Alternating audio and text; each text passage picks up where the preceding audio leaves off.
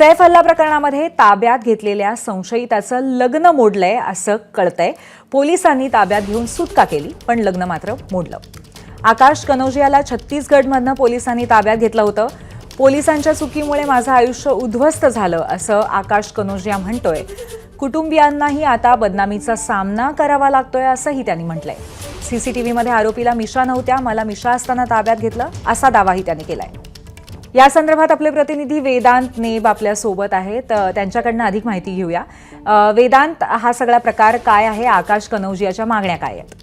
पूर्वी ज्या प्रकारे आपण बघितलं सैफ अली हल्ला प्रकरणामध्ये ज्या प्रकारे 3 दिवसामध्ये आरोपीला ताब्यात घेण्यात, जो मुख्य आरोपी होता त्याला ताब्यात घेण्यात आलं आणि त्यानंतर मुंबई पोलिसांनी सुद्धा कौतुक करण्यात आलं। शिवाय सैफ अली खानने सुद्धा मुंबई पोलिसांचे आभार मानले।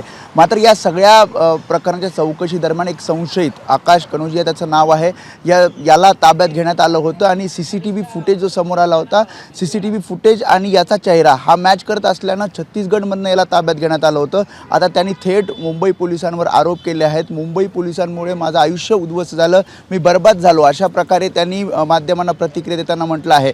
त्याचं असं म्हणणं आहे की मी मुंबईमध्ये ड्रायव्हर म्हणून काम करत होतो, शिवाय माझं लग्न ठरलेलं होतं। मात्र ज्या प्रकारे संशयित म्हणून मला आरोपी म्हणून सांगण्यात आलं आणि मला आरोपी म्हणून ताब्यात घेण्यात आलं, त्यानंतर मात्र घरच्यांना म्हणजे आईवडिलांना असेल किंवा संपूर्ण कुटुंबाला असेल मनस्ताप सहन करावा लागला।